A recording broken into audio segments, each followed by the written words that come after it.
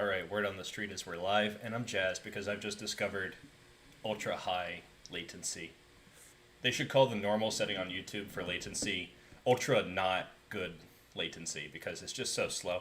So now I might actually be able to interact in real time, or at least as close to real time as we can get, considering there's a speed of light and everything. So, welcome back to another fan battle. This time it's going to be George, the Hamburger, also known as Russian Bias, against Max Chess Gainz. Also, both of these guys are from Rutgers University, so shout out to the alma mater. These guys are great, and I'm looking forward to commentating their match. This is probably the highest caliber match to date, which frankly is not very hard, but we're setting bars here, alright? I hope you guys are with me on that. And so my only question now is, are you ready? Because it's going to be awesome. Probably you guys don't even know what you're supposed to be ready for. See, Russian Bias, also known as George, and Max, who I believe is just Chess Gainz on Light Chess. These guys are both around like 2200. If I just click on George's profile, you can kind of see, I have this kind of ratchet set up, but you can see on the side that his USCF is a little bit low, but whose USCF is not a little bit low these days, given the quarantine starting since like February, right? Strong player, definitely at least expert strength. Let's see about Chess Gainz. How's he doing on here? Notably, George is like 2400 in bullet. Of course, this is not a bullet tournament. I can't talk that fast, so we're not going to be doing that kind of thing. And Chess Gainz, his ratings are a little more modest, but he's mostly a chess.com player from what I understand. And he has his own stream, so you guys can all check that out. His stream on YouTube is just called Chess Gainz. So it does what it says on the tin. All right, now when the guys see the board on Light Chess, they are going to play the first move. So we're just waiting on them at this point. Probably they're taking care of adult things right now, and that's why they're being a little bit slow. But you know what? It's 1 minute after. We can wait, we can chill. All right, Melee, please, also known as George, in the chat. That's good. So I think now we're just waiting on Max. Max Payne. He's going to hopefully try to dole out the harshness for George. Alright, so Chess Gainz looks like he has sent the challenge. Max has sent it, so we're just waiting on an acceptance. The first game will be 10+0. We did 2 10+0 games, followed by 2 5+0 games in these fan battles. And if you guys want to join the fan battles, you should join the Coach Robert fan club on Light Chess. And just a disclaimer, I did not make the fan club. I'm not that kind of guy. Vedant did. He's a cool kid. So, anyway, you guys can join that. The official rules for joining are on that fan page. It's easy to join. You just search it on Light Chess, have a Light Chess account, click join, and you'll be ready to roll. Speaking of ready to roll, we're seeing the first move played. Looks like George has white in the first round. The lifetime score on Light Chess between these guys is 2-1 in favor of George. But I understand that the record's a little bit different over the board in real life as well. Probably these guys have played a lot of times. I know I've played George many, many times until we're sick of each other. That's how many times. And in an ironic twist of fate, George's favorite weapon could potentially appear on the board here. He normally plays a dragon with black, which could happen after c5 in this position. Okay, he's kind of delaying c5. Maybe it won't even happen. Let's see. George has taken this kind of Italian-esque setup, but of course it's not the same thing as the normal Italian when the center is not blocked. Rook e1 is kind of hinting that maybe he wants to go for e5. I thought he would develop his queenside pieces first, honestly, but, you know, to each their own. Rook e1's a flexible move. Maybe he doesn't know where he wants his knight. Maybe he wants to put it on the edge of the board just to thwart chess coaches everywhere. Meanwhile, I'm just going to munch this soon-to-be-famous pomegranate. In this position, I think black is already equalizing. It's like George is not even playing for a win. I thought that knight e4 was maybe equalizing, but I could be wrong. I've been wrong before. Bishop g4. Maybe hinting that black wanted to play knight e4 but saw some kind of tactical problems with it. Or maybe he just wants to play a position with less space, but with one pair of pieces exchanged off. That's what would happen after, for example, h3, bishop takes f3. Alright, and the players, have muted the stream, so nobody's going to hear my commentary, just so you know. So bishop b3, avoiding the knight e4, d5 idea, was played entirely on his own. No help from Coach Robert, not this time. And as Max is wont to do, he's probably flexing his biceps right now as he ponders his next move. It usually takes a long time to make some relatively innocuous looking decisions, but high quality decisions nevertheless. We've got good players here tonight. I should mention George is weighing in at 21.96 and Max is at 22.36 on light chess. So at least as far as their record is concerned, Max is the higher rating. Actually, I didn't notice that when I went on his profile. Maybe I clicked on the wrong person before, which would be typical me. Okay, so now it's e5. This is starting to look kind of King's Indian-ish, because this is kind of the typical setup in the King's Indian, but usually the pawn is already on c4 in that case. So I'm not sure who that benefits. I suspect that it's more beneficial to white, because one of the ways in which black can get counterplay is by controlling this d4 square, and that is solidly under control. However, this knight does not have the active prospect of knight c3, consequently. An interesting moment here, h3 is provoking either bishop f3 or some kind of retreat to c8 or d7. The reasoning is that after bishop h5, g4, that piece is trapped, and I don't think black is active enough to play for counterplay in that case, so we're probably going to see a retreat or an exchange, and I suspect it will be an exchange. The reason I think it's an exchange is that these two center pawns, I mean, this is a blocked center, and white has a lot more space, so exchanging a pair of pieces, even if you lose the bishop pair, that's kind of the way to go when you have a lot less space. And what's not to say that black will not drum up enough counterplay to regain the bishop pair, right? These knights have some interesting prospects. Knight on e7 is not much to look at, but it's at least pressuring d5. Could support an f5 break. This knight could go on c5. A combination of a5 and knight c5 is kind of classic. I've even talked about that in some of my instructional streams, so you guys can check those out if you want to see why knight c5 with a5 is a common combination. As they said in Inception, the dream is collapsing now. See this big center that white built up is maybe going to come crashing down, but there is something to it, because if these pawns come off the board, like just imagine they're gone. All right, poof, no more pawns. This knight can come on e4, or the rook can come on e4, or the queen can come on e4, and that's going to be true for the rest of the game. So probably what black wants is actually not to take on e4. They might maintain the tension. You never know, because maybe they want to play with gf5 and extreme complications. But another option is to play f4, go for a gridlock on the king side, and then you can play in traffic with g5, g4. It's kind of an interesting idea.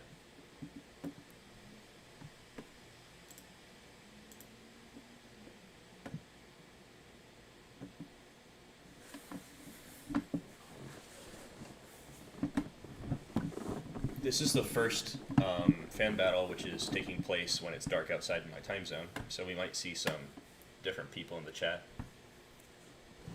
Feel free to guess the move or do whatever it is you like on the stream. I'm definitely reading the chat, and we can have a discussion if it's what you like. It's worth noting that c6 and c5 are both unadvisable because of pawn takes c6 with a big check on the king. That'll be an en passant if the pawn's on c5, which is probably the fanciest chess move to say in all of chess. Interesting. So we have a moment where black could maybe get rid of this annoying bishop with knight d4. The idea is that it will be an attack on the queen, so they cannot take the knight for one move. And it seems that George is maybe happy with any exchanges. Classic George, he always likes to trade his pieces. Alright, so Ryan, not to be confused with the other Ryan who recently joined in, said, how do I play in these? He wants to join in. So the instructions are on my fan page on Light Chess. Just search Coach Robert Fan Club or whatever it's called. Hold on, I'll just open it in a new tab. Yeah, it's called Coach Robert Fan Club, so you can go there and check it out. I would put a link. Knight d4 is on the board, by the way. I would put a link, but I don't know how I can do that without making the stream look ugly. So just search it up. I made a post earlier today about how you join a fan battle. And one of the steps is joining the Discord, so I hope you have Discord and can get in with everybody. So knight d4 is a very cool move, and I like that this bishop's going to come off. It's going to make the position quite interesting, because white's going to have doubled pawns, but they still have a lot of control of the board. Like the knight on e4 looks snug as a bug in a rug, and if black tries to trade it off, we'll just get another piece on e4. That's going to be a long-term feature of the position. And this rook on a1 is eyeing the a pawn. That might become interesting later in the game. At some point, black is going to be forced to make a pawn move, probably on the queen side, in order to deal with this small problem. So George is maybe provoking small weaknesses here and there with his piece activity, not really going in for any huge gains, unlike Mr. Chess Gainz. Oh, by the way, his live chess is Fard Mates, not Chess Gainz, if you guys want to follow him. His YouTube channel is Chess Gainz, though. But we can talk about that at the end. All right, Ryan, if you have Discord, just shoot me a message, and I'll send you a link to join in. It's also on one of my recent YouTube videos. I posted a link that expires today, but I can always just send you a fresh link. So shoot me a message.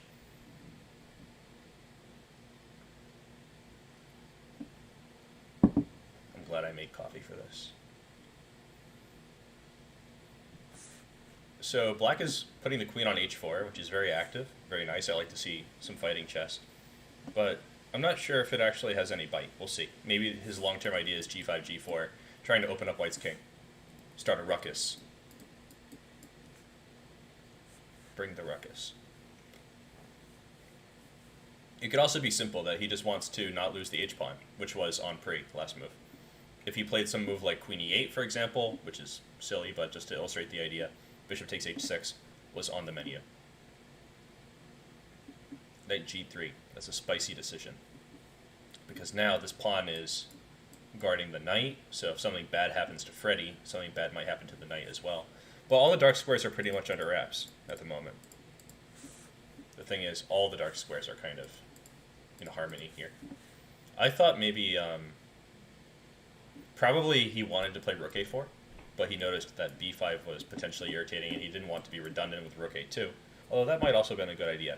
So I think knight g3 might also be preparing rook a4, because now if b5, there's rook takes h4, so rook a4 will come with tempo. Now let's see if perhaps black will play b5, be provoked to make more pawn moves on the queen side in order to prevent rook a4. He might even do something completely wildly different. It remains to be seen. George is down about a minute and a half. Of course, it's black's move, so Max is burning time at this moment. It's a hard decision, like what to do. Because if he plays a move like, for instance, g5, he's nearly trapped the queen. The reason I think it's not exactly trapped is that after rook a4, he might have this cool move, rook f4. I don't know how cool it is, but it looks better than just continuing to weaken the queen side.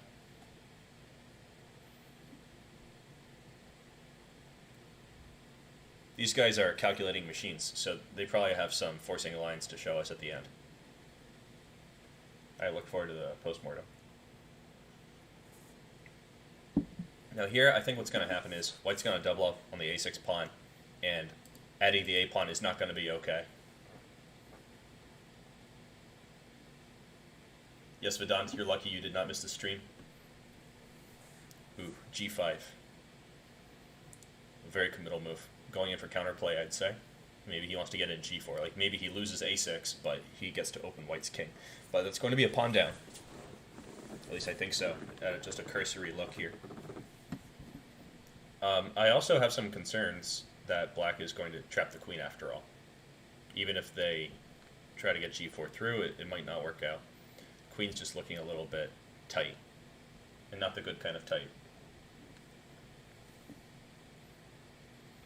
All right, Addy's starting to sweat. We got doubled rooks here, and a move like rook f7 might even be met with rook takes b5. It's not necessarily the case that the a pawn will go down. It might be kind of just a cascading effect where all these light squares get weak. Vedanta's calling his homework stupid. Well, that's why it needs you to fix it. It's too dumb to help itself. This is interesting. White has an opportunity to play knight f5, but it's not guaranteed to be good because there's going to be all sorts of like forcing options that come after that, so calculation might have to happen. White could also just be pragmatic and not even bother with knight f5. Alright, so he's going for it, and looks like Max decided in advance to play queen h5. I thought something different might have happened here. Black's king is getting opened up on the ranks here. So even though g4 finally came in, and we might see something like pawn takes, knight takes, king f1 to try to avoid a disaster, but lots of counterplay on the f-file. I think white might also just ignore the attack on h3, which was not really a luxurious possibility until this weakness showed up. So I find it sort of difficult to say what's going to happen now. I think, knowing George, he's going to go for a queen trade, which means he might play a move like queen e2. Yeah, that makes sense. This is his queen trading move. If pawn takes, he takes here, and we all fell down. Now, in this case, the pawn on d5 is hanging, so we might see that getting snapped off, and Max kind of looking at George like, what are you going to do? What are you going to do about it? What he's going to do about it, though, is probably something like queen takes b5, with wild complications ensuing.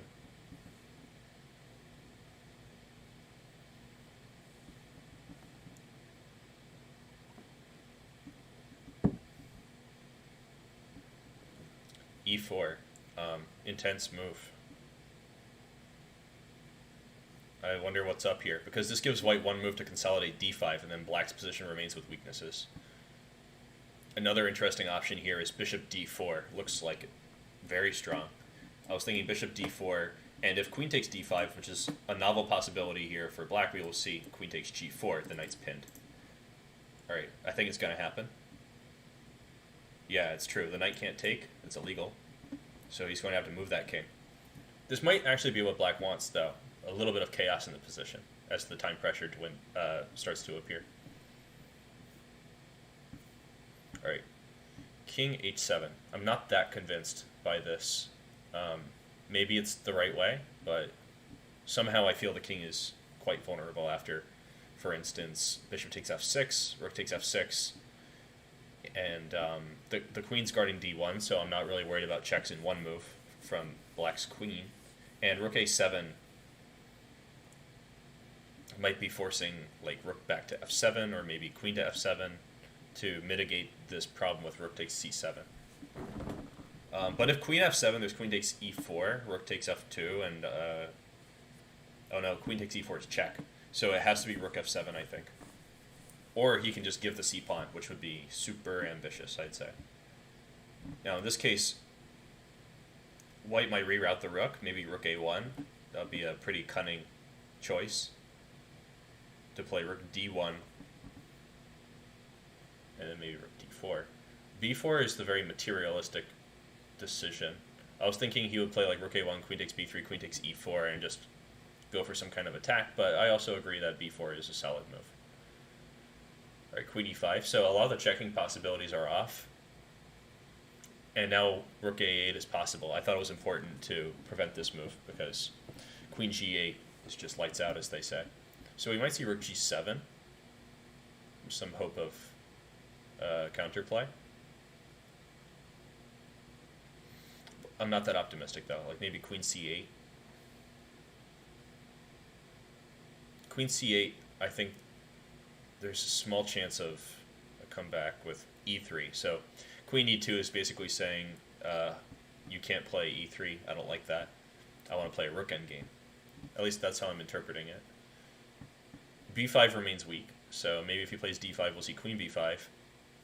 But that still allows e3, so I don't know how badly he wants to stop e3. Maybe he just wants to buy some time so he can calculate the consequences. After all, it is black's move, so black has to decide something.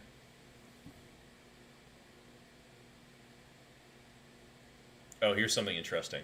Yeah, he can't give the b5 pawn. He probably wants to play d5, but after queen takes b5, e3, there's queen d3 check. The check is really important. It would be losing for black. So c6 is a prudent choice, although black remains with weaknesses.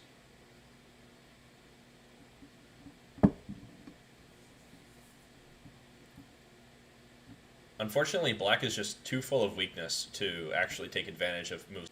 Alright, sorry about that, guys.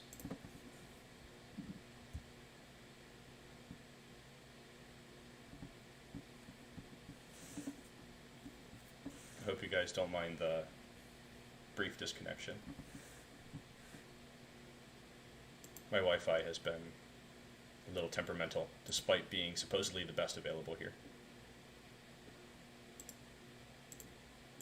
So, looks like he went, during my brief lapse, he went for this pawn sacrifice, but without any kind of obvious compensation. He's just up a minute on the clock, which is arguably quite helpful, but I don't know. I don't know what to say about it. I don't know how good it is. I mean, he's also only up about 30 seconds at this point, so there's a checkmate threat on the board. G3 stops the mate threat. There's only so much that black can really do. George is kind of turtling up going into the time pressure. And since he is like 2400 in bullet, he does excel in these kinds of positions. Here I think we're going to see queen e3 or maybe queen d2.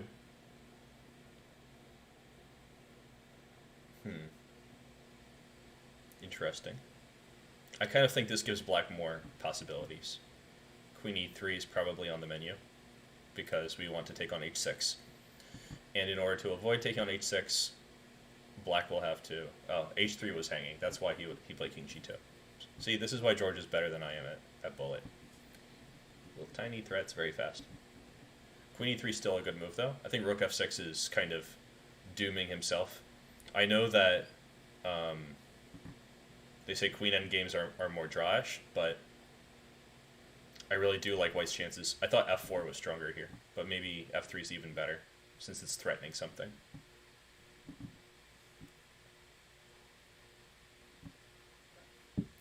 And yes, I am drinking coffee, if that wasn't clear. Okay, so black has a pass pawn. White has a million checks. I think that's going to be useful going into this time pressure.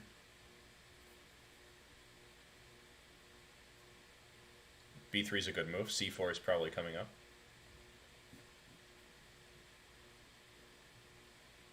Maybe not yet. He's preparing it. Very prudent. c3 is check. So maybe not so prudent anymore. Queen f6 forces the queens off. Is it worth it?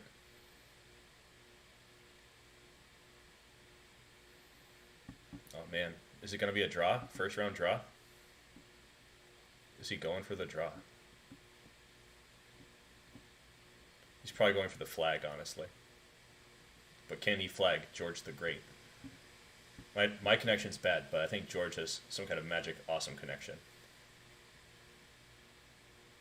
Alright, so he's going to have to do some silly stuff. Stalemate shenanigans. Black timeout, white wins. Because he has a pawn on b3. If the b pawn was gone at any point, then this would be a drawn position because because white would have no winning chances. Alright, yeah, this was so close. It came down to milliseconds, pretty much. Alright, it came down to 100, or it came down to 1,000 milliseconds, but still. Very, very close, and only this one pawn saved. Let me just check and see if the players are having a heart attack prevention break. No, the rematch offer is sent. Probably, yeah, welcome KJ. You just maybe missed such a crazy ending here.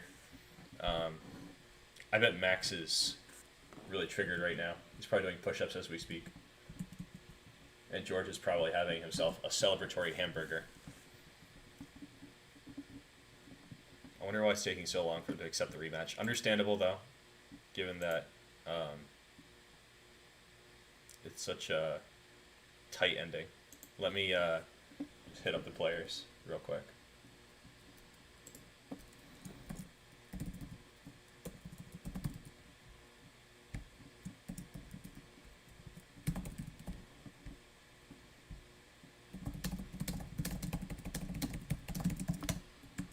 Anyway, let's just take a quick look around here.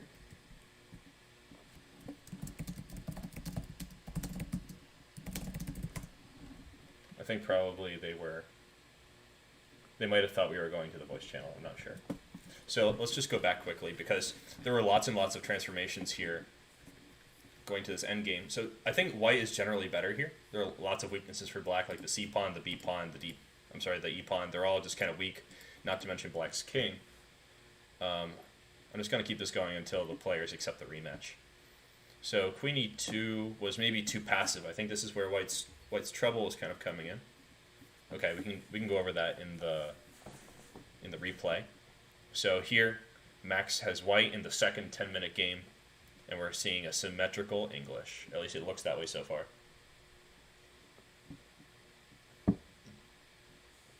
So with 1 point lead across 4 games, I mean, there's still a lot to be said in the last 3 games, but I think it's pretty good for your morale to start with a full point.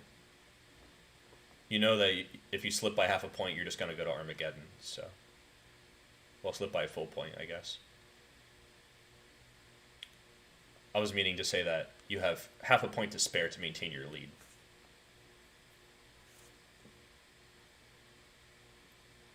You shouldn't feel bad for the players, though, I think, because this is what we sign up for as chess players. Chess is the most brutal sport that doesn't involve getting punched in the face. Except maybe water polo. Although, I guess people often do get punched in the face in water polo. You know, there's no cameras underwater. They can do what they want. If you want to be the next victim, feel free to join the fan club and shoot me a message to get into our Discord so that you can find someone who's within 150 points of your level and get set up for a fan battle. We're going to keep doing this until I get tired of it, honestly. And then I'll go back to doing other stuff.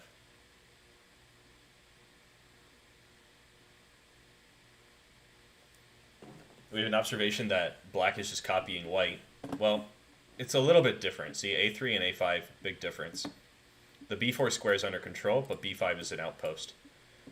And black is breaking with f5 very quickly because white played h3 and black did not copy this h3 move. But yeah, one common piece of advice for beginner to intermediate players who don't know a lot of opening theory and have trouble with the English is just copy everything that white does for a while until they do something really forcing that you can't copy, and then just think for yourself. That's probably the easiest way to face the English when you're starting out. If it's good enough for white, it's good enough for you.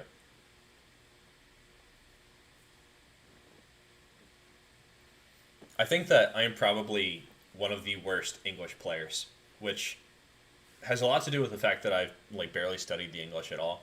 I have my things that I do with black, and that's that. I don't know it very well for white, and it's not the kind of opening where I typically thrive.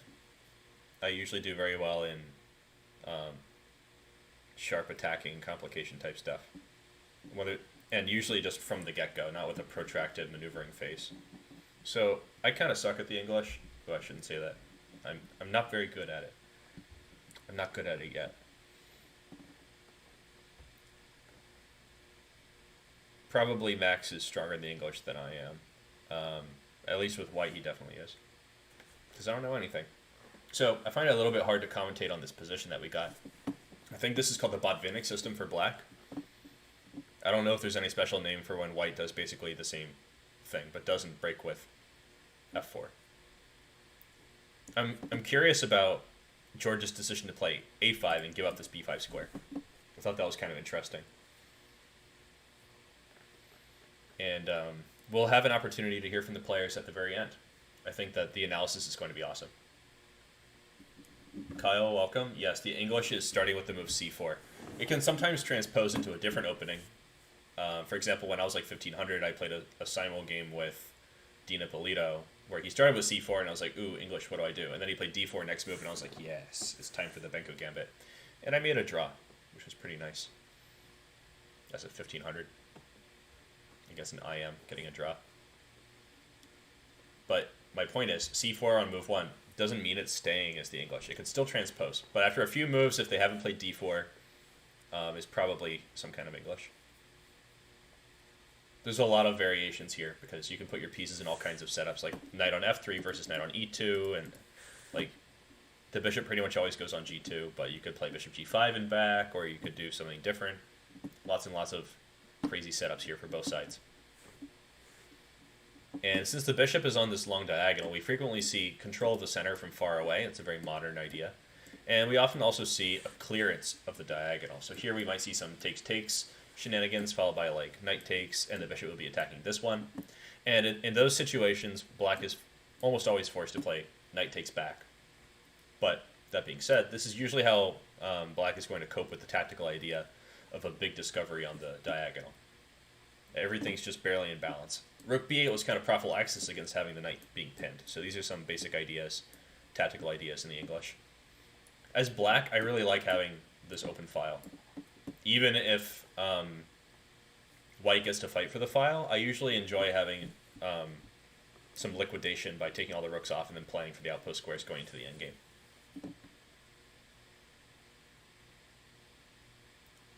Sandelia says that there is something called coffee candy. I don't believe you. No way. What's my favorite opening? See, that's tough. I don't really do favorites, even in real life. Like, who's my favorite person? Alright, I probably shouldn't reveal that I don't necessarily have a favorite person. Some people will be very shocked to learn they're not my favorite person because I don't have one.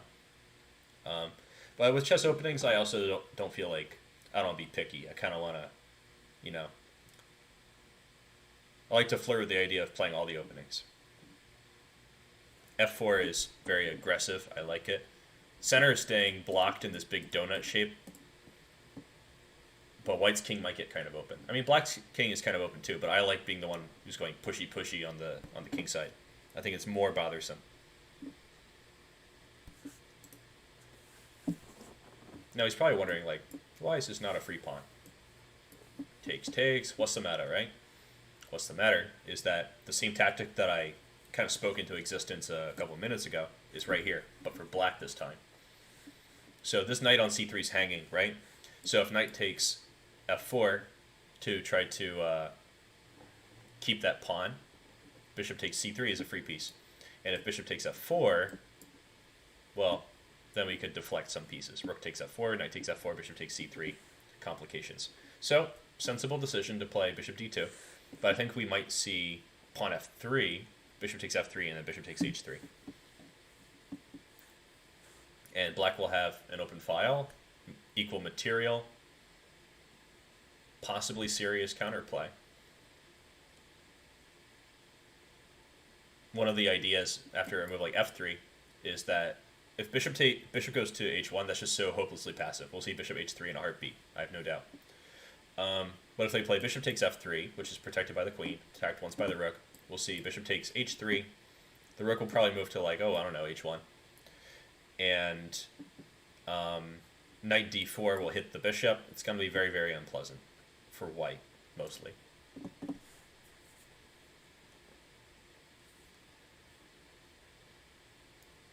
Pawn takes e5. That's crazy. I don't know how you can play pawn takes e5. Maybe my vision's failing me. I am getting to that point in life.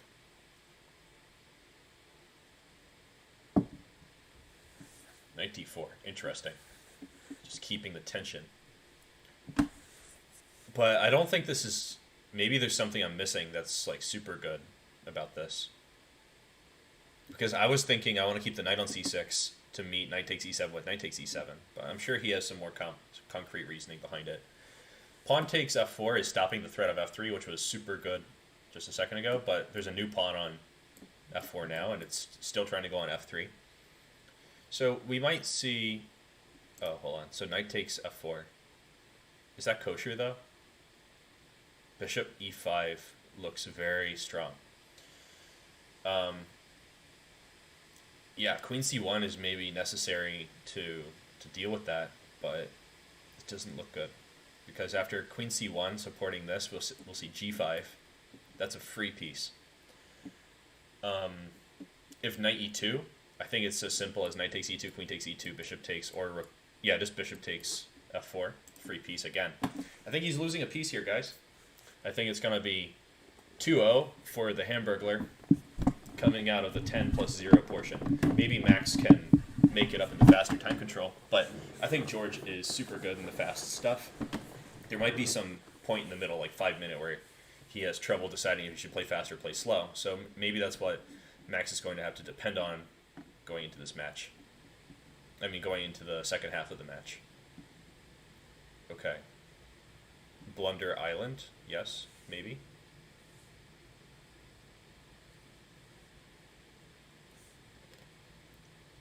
He might go for counterplay against black's king with like rook b1. But generally when you're down material, you don't want to trade like that. It's a tough call. This looks like it's winning a pawn, but I'm not optimistic. I think that we'll just see rook b to f8. And in that case, he's forsaking the b file, but it was not his. He never owned the b file. And meanwhile, he's creating threats against f2. So I think that's probably very reasonable. We might see the knight flying onto d4 in the next couple of moves. White desperately needs to get this bishop involved, but it's hard to say how with h3 hanging. Ooh, a much more passive move than I expected. Unless this is some kind of cunning trap.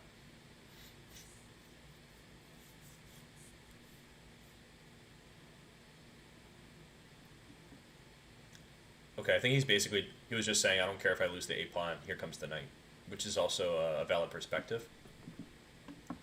Knight b3 is a big threat. If rook b1, I guess we're going to see something like...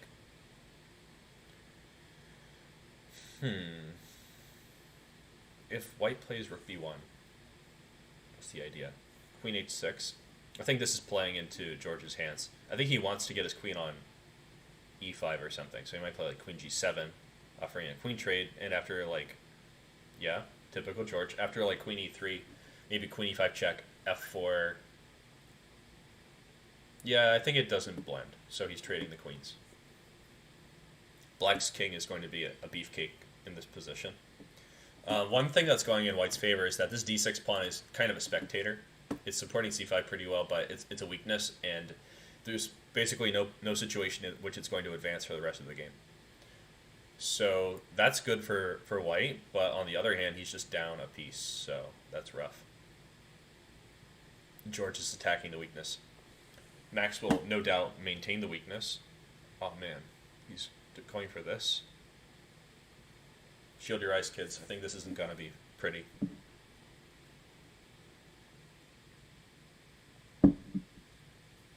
Maybe he's going for like bishop and rook against rook, but he can't get rid of this knight on d4. I don't think he can go for any kind of fortress draw.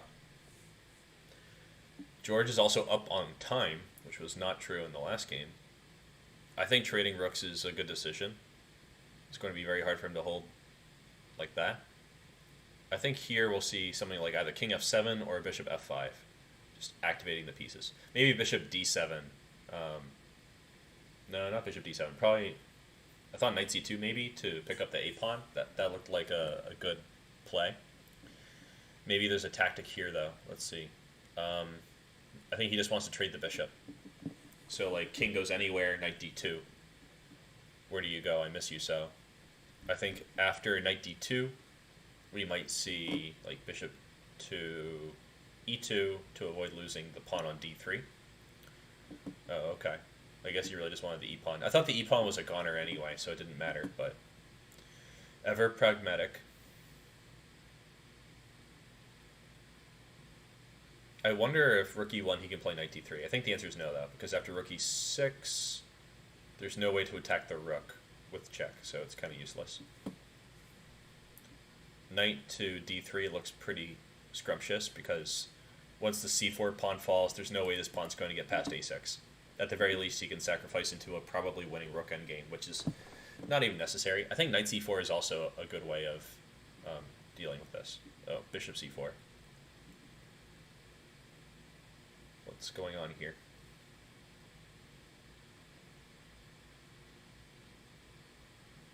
This March of the Penguins out here. Here it comes. Bump, bump, bump.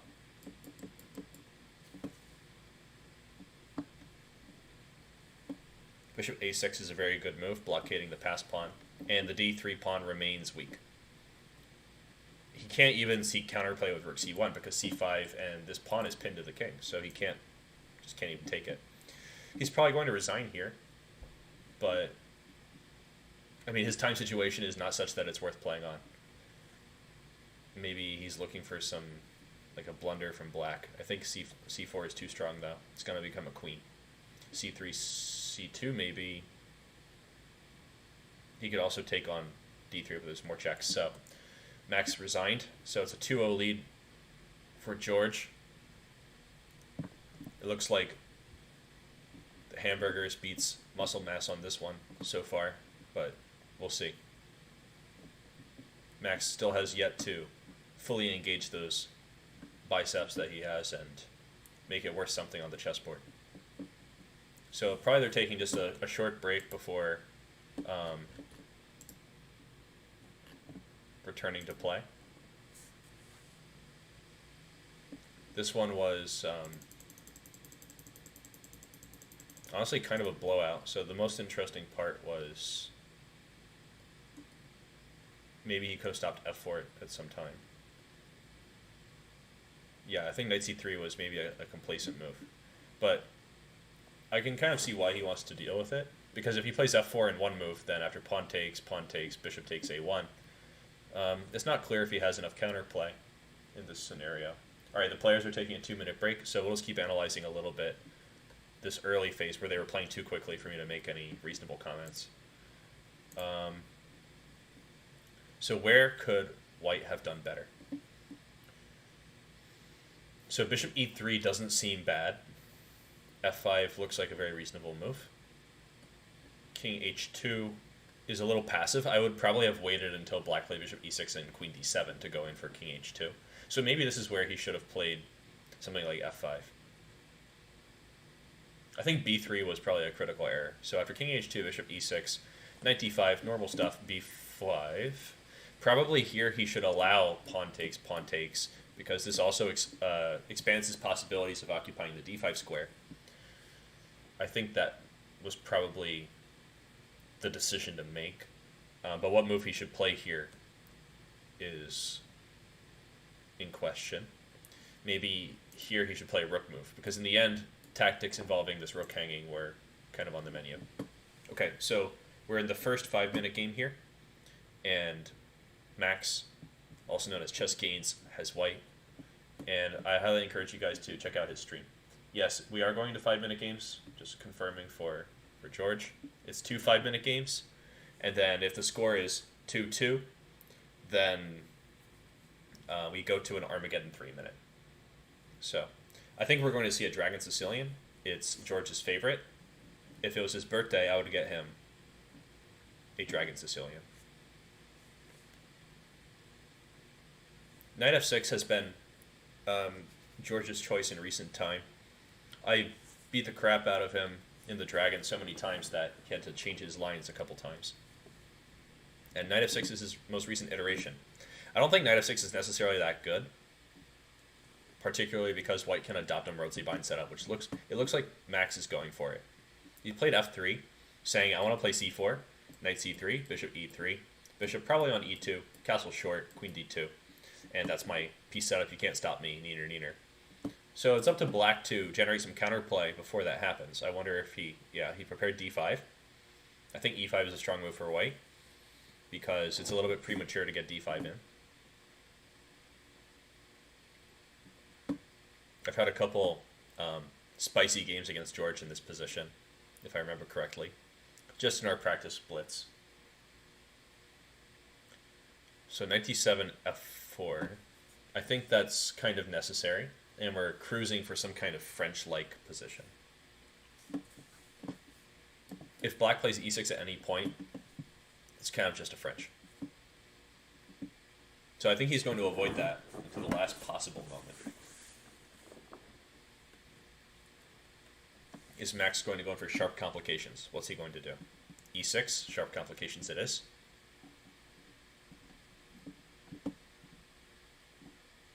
Now you might be wondering, like, what is black thinking, moving these pieces around like this? But objectively, he is ahead in development, and white is investing multiple moves with this one pawn. So even though black is losing castling rights, I think there is something to his play. It's not pure nonsense.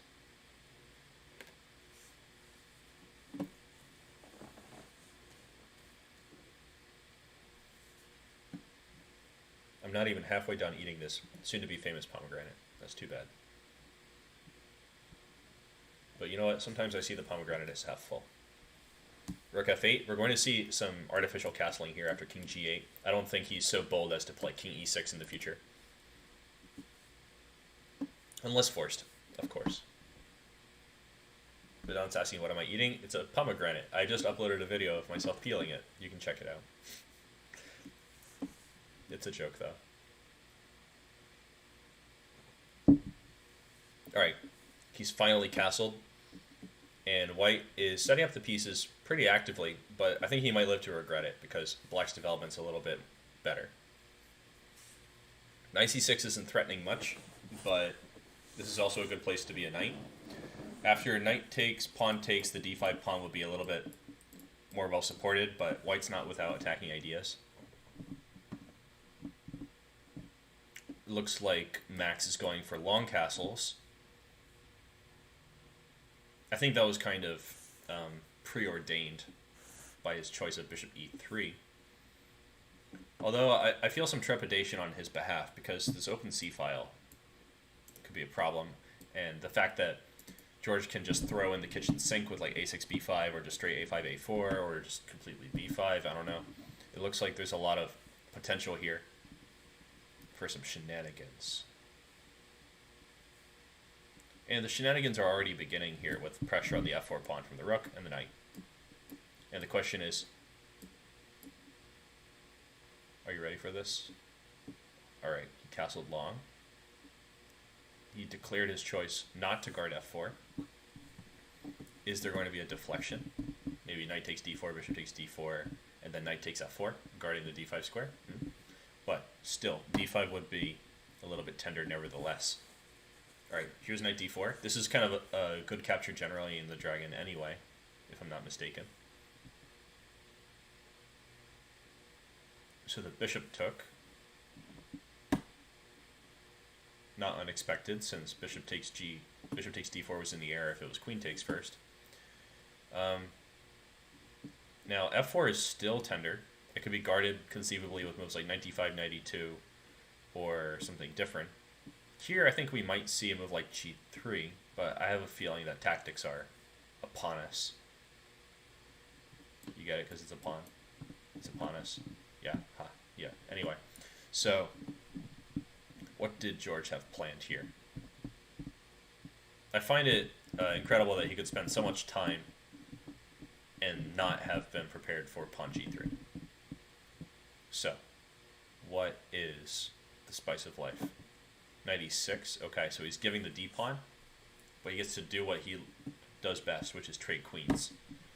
I'm a little anxious for his development, though. I've noticed that if there was an Achilles heel for George, it would be that he often doesn't develop his queen side, like at all, for a long time. This might be the first game where he struggles to complete development. So e7 is hanging. He might end up having to say, I don't care, and go for counterplay.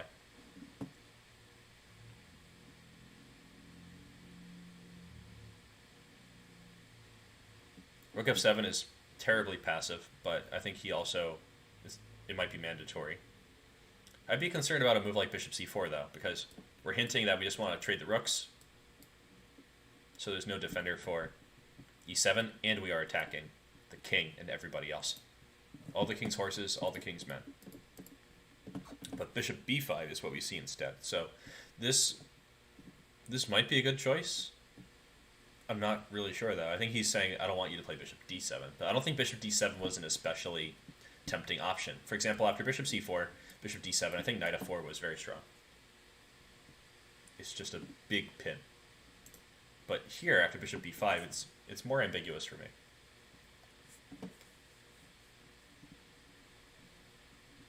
What is the idea? Bishop e8 is kind of on the menu, but I don't think it's much. Like after rook f8, knight e7, king g7, white's pieces look pretty uncoordinated.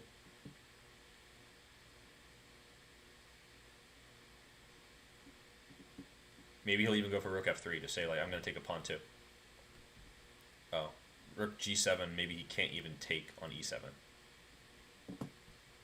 Okay, so we're going to see some fast moves here probably. Maybe Max will try to flag George. The rook on g7 looks so silly. It's like a fianchettoed rook. It's like you just played this in one move. Okay, there's pressure on e6. This prevents a move like bishop a6, unless there's some tactic here. He just dropped a piece, I think. All right, and he resigned. So, closing the gap. Interesting. I think they're going in for the next game. Probably Max is in high spirits with his comeback. Free move d6, I think. Very fast d6. We might see a Pirt's defense. Or a, what's the name for this horrible opening again? Philidor defense. This is like a Philidor defense with g3. And I recall that there's a good version of this, but I don't think this is it. I think it's with knight f3 first, and the knight gets on d4. But maybe this is nevertheless good. I'm just not sure, because this pawn on e4 is now obstructing the bishop.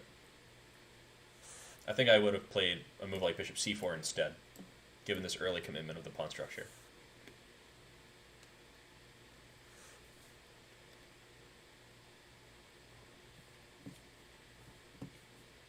We might see knight e2 with the idea of f4, or just developing the knight. This is pressuring e5.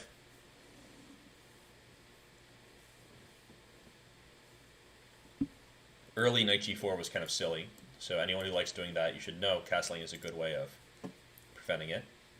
And we've reached a kind of King's Indian pawn structure. This is a sort of typical one. d6 is kind of weak, but it turns out that it can be hard to get there. d4 is kind of weak for white. It could be defended later with c3, which would weaken d3, but overall I think that this pawn structure is considered slightly better for white. Granted, a couple extra moves for either side can change the evaluation drastically. It's a Pirt's, but the pawn structure is like a King's Indian pawn structure. So, what'll it be? Maybe knight h4 for white? h6 is stopping bishop g5. I don't think it was really important to stop it, though. I think after bishop g5, queen c7 was a-okay, as well as bishop e7, although it's much more passive. Full court press on the queen side. I'm not exactly sure if this is a good idea or not, although I've seen it done. You know, it's a good way to pass the time. The idea of playing b5 might be that he wants to play queen b6 and pressure f2, which is weak, and he didn't want to see knight a4, so that could be why he's doing it. We could always ask in the post-mortem.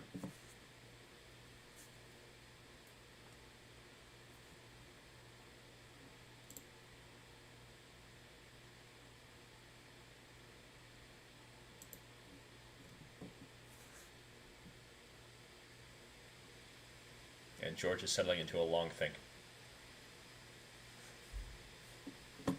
I think George has very good time management. It might seem like he doesn't based on how he's been down on time in each game, but I think it's good to front load your time management. Get a good position and then play really fast once it's easy to play.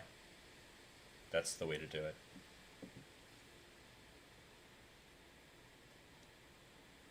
When the game is over, you don't get to keep all that extra time that you had.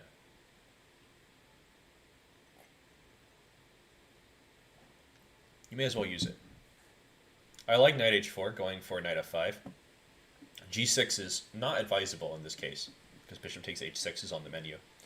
So it's going to be difficult for him to actually mitigate the situation with the knight on f5, which targets the aforementioned weak d6 square. It also targets the king. So I think George is probably going to be enjoying his position, although here he can't immediately play knight f5, I think, because b4 was in the air, and he doesn't necessarily want to allow all that. So knight e2 is prophylactic. It's basically saying when you play b4, you won't hit anything except thin air, and so I'm preparing knight f5. So knight f5 it might be right now.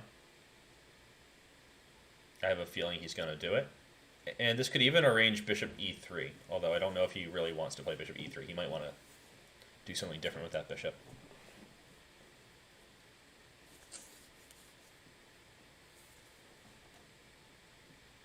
Usually rook e8 is a little bit stronger when the pawn is still on d4. I'm not sure if rook e8's that good here.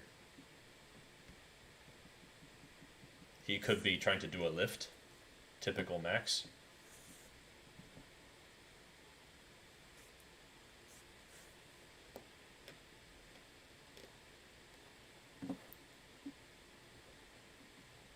a5 is something of a target. Not that much, but it could become annoying. Bishop f8 evacuating the center. This makes room for knight c5, but I still feel somewhat doubtful. See, d3 is not really a weak square, so knight c5 is not that threatening. Now, if pawn takes, I don't know if he wants to play pawn takes and just pressure the a-file or bishop takes. I think bishop takes gives up the initiative, so probably he's preparing pawn takes and bishop c3 instead, like this. So, locking the queen side, trying to avoid giving white easy active play. But this also means that the queen side stuff that he kind of prepared early on is pretty much over. Pawn c3 is a suspicious decision for me. I'm not sure why he did that. I bet he'll offer a queen trade here. Just saying. I don't know how badly he wants it, but bishop e3 is a queen trade. Take, knight c4. Probably knight c4 is the critical test there. And the knight would be pretty difficult to get out of c4. So I think he won't go for it just yet, unless he just really, really likes his practical chances. I think it's objectively not very good, though.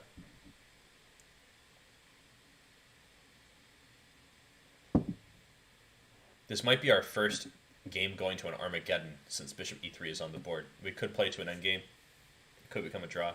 Hard to say. Max is saying, I don't want to trade queens right now.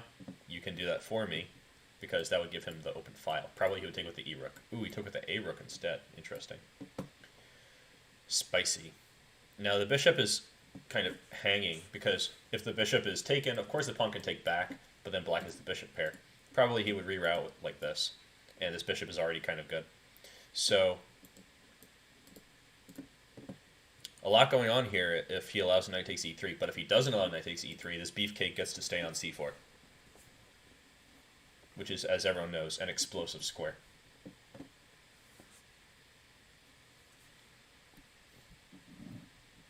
Knight f5, 2 can tango.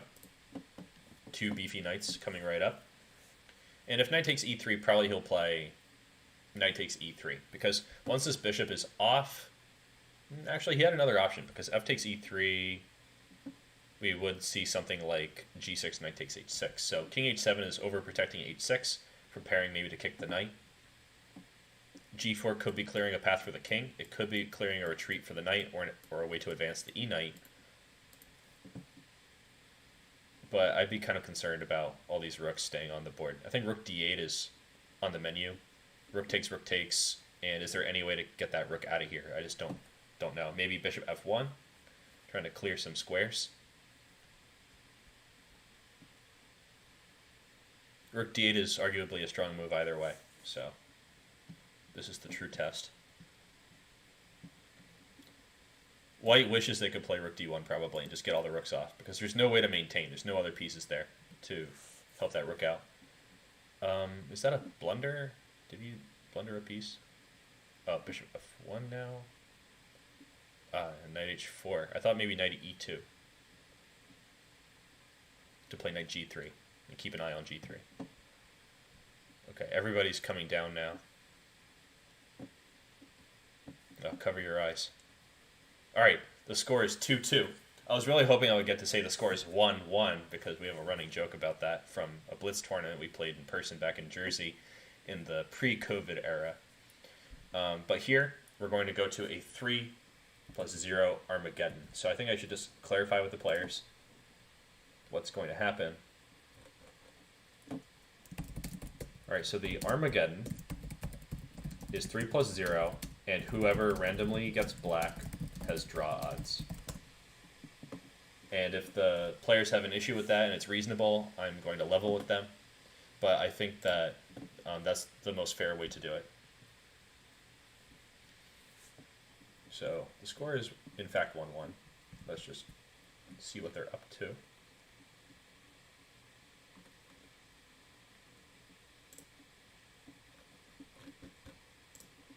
I am not in communication. Okay, they have started the 3-minute game, so George has draw odds with black. But it's in this opening where he just got crushed. So we might see a completely different line of the dragon here. So far, it's very similar. But with knight f3, pawn f3 is going to be optional here. Because after... Alright, so he played bishop g7. He's not even going for that line. I think Max will be very comfortable here. George probably will be very comfortable here. This is sort of his element. I think there's a lot to prove here. for Max. He's already playing for a draw. Not necessarily, but a lot of pieces are off the board. It has pretty drawish tendencies, even though white has a lot more space and some development. So let's see how Max likes this position.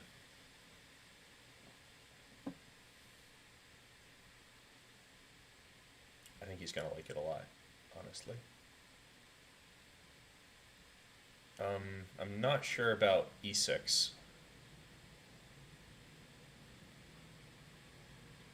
Maybe knight back to f6 was better, but I guess he wants knight g7 and knight f5. He's just going for some uncharted territory and an endgame. Somewhat Carlsen-esque, if I do say so myself.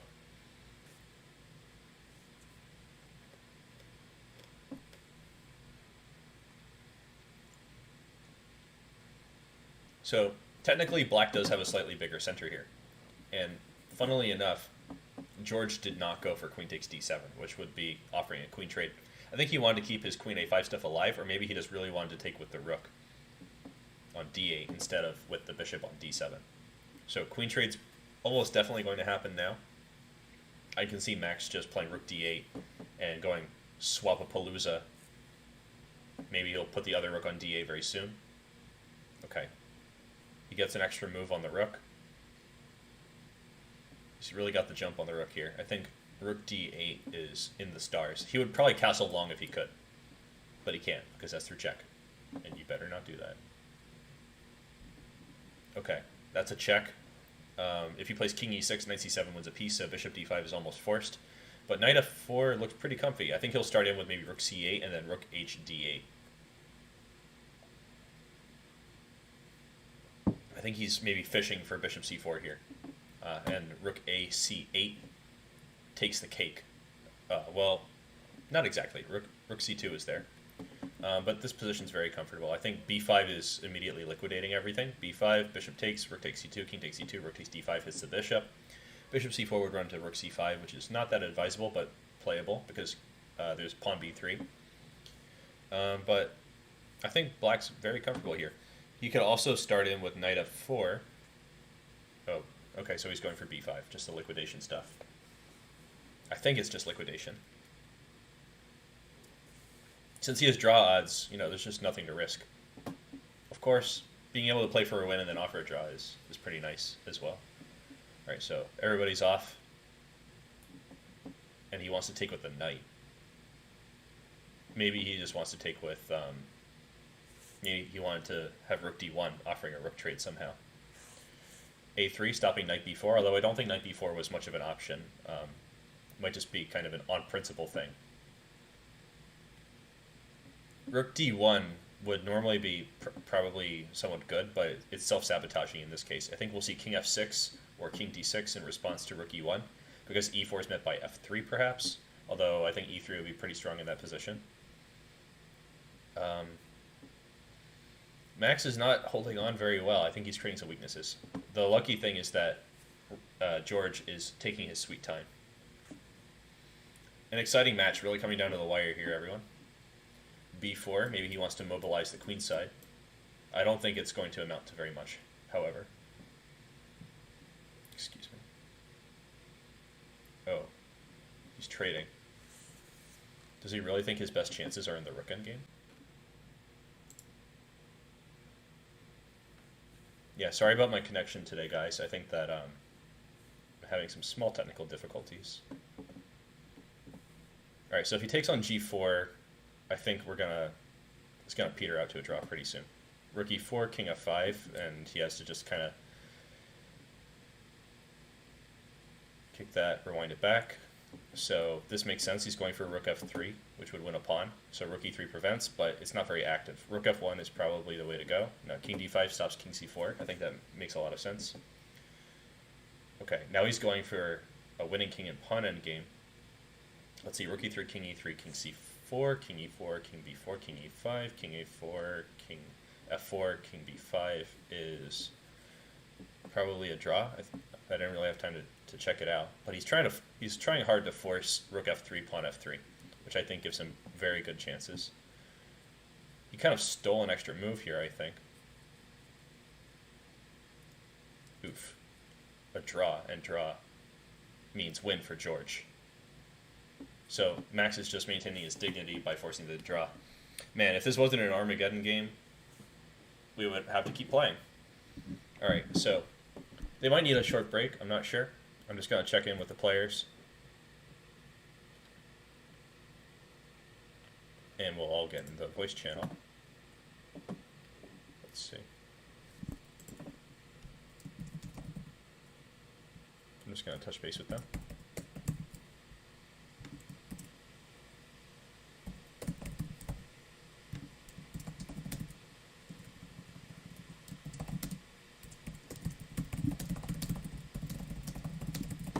And so now we have officially 2 new fan battle survivors, George and Max. So congratulations to the players. We're just waiting on them to join our voice channel.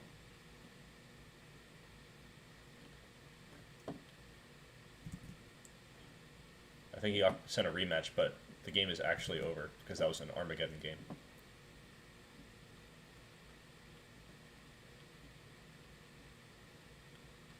I wonder if he didn't know that Armageddon means draw odds. That would be terrible if true. Just so everybody knows, while I'm scanning the Discord, the Armageddon means that... Oh, hey, your volume is super high. Let me just bring it down a bit. All right, could you say something? All right, cool. You want to play until you decide? All right. Yeah. I can get behind that. I think I have some extra time, so we'll just maybe we'll have to like speed up the analysis at the end in that case. Okay. All right, cool. So can we just decide on like how many games we're willing to play? Because if it's kind of like a unstoppable force meets immovable mass, I can't stay all night. So what do you think? How many games should we play until we just call it? If this one is a tie, then the next one is Armageddon.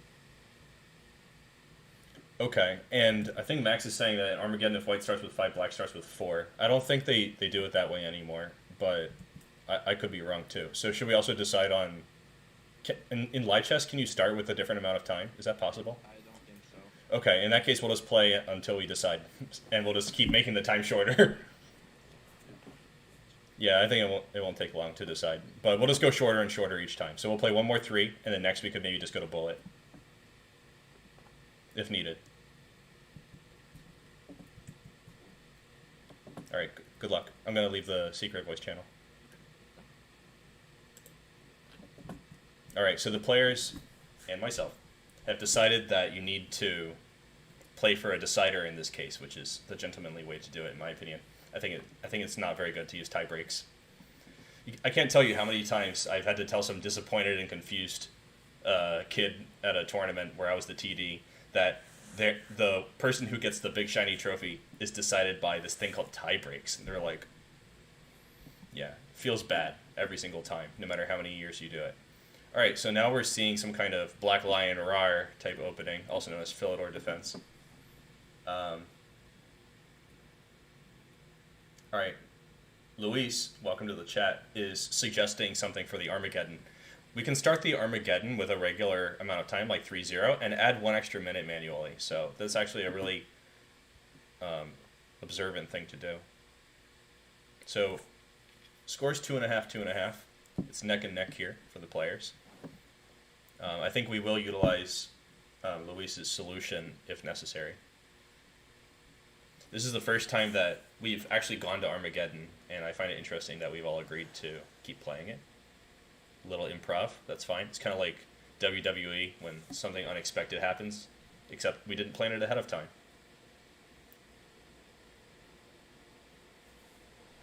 This is kind of a classic annoying pin type scenario. I think a lot of students will be familiar. White would like to play knight d5. Let's see if he still goes for it. Alright, he did. And now maybe pawn takes d5 is what we'll see on a bishop. c6 was probably the better option for black before instead of this, because here he's kind of ceded the bishop pair more or less unnecessarily. Bishop c4 is an interesting choice. I think he's saying he wants to go back to d3. Tricky. If he plays bishop h4, there's g5, bishop g3, and knight takes e4. So you have to decide if that's okay. It's probably not. So in all likelihood, he's going to take. Knight takes back probably, because knights are super beefy, and we like to use them. And then we'll probably see something somewhat passive like rook ag1 to avoid losing Eddie. Poor Eddie. He met such a gruesome fate.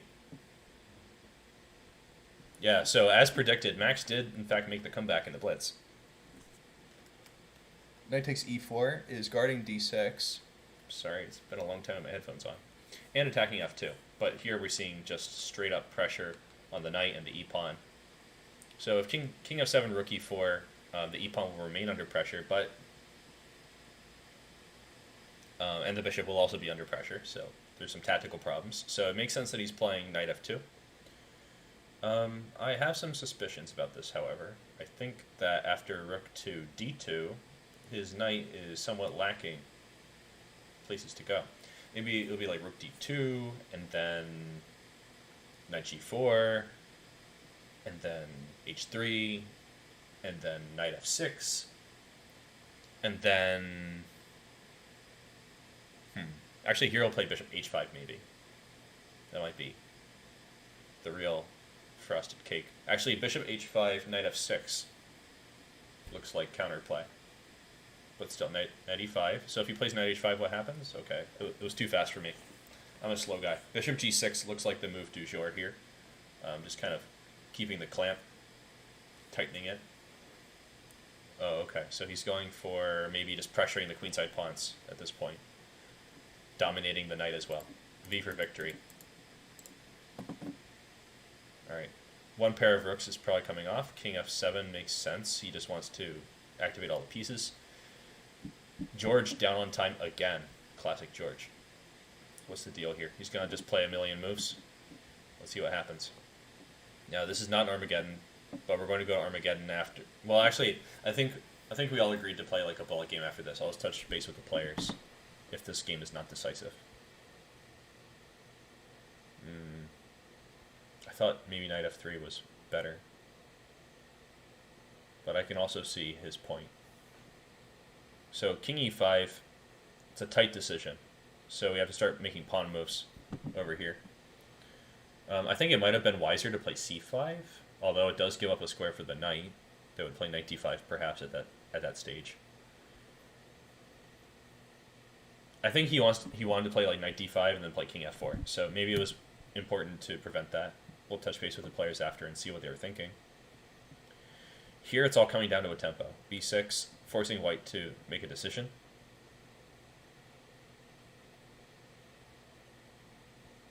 Oh, I think he should have played h4 last move. I think that was the most precise way. Here we might see something like knight d3. Is it good? I think he's just going for flagging. Oh, okay, he actually wins a pawn. See, I'm very slow. I don't like to commentate 3 minutes. Ooh, knight c3. Killer. It's over. And white resigns, which means Max wins the match. Max, king of the internet chess.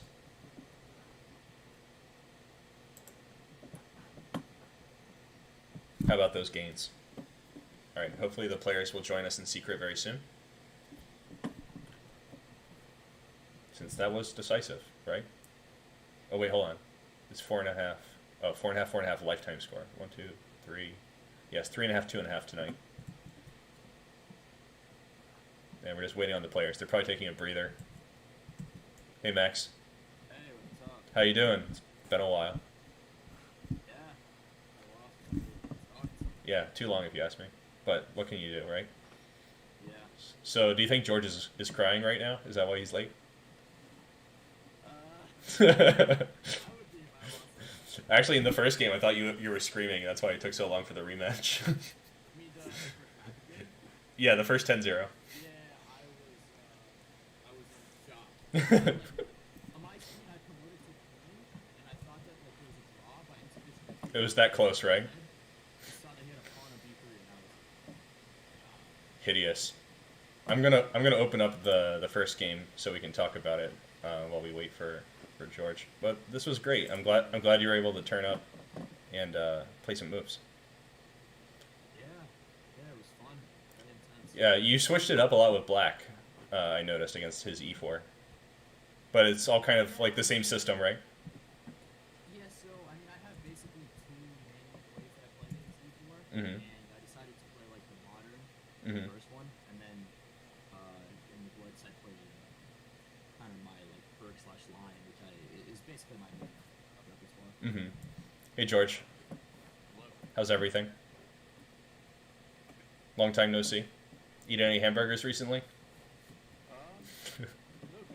All right. So let's see. After night, yeah, that was probably the best match so far.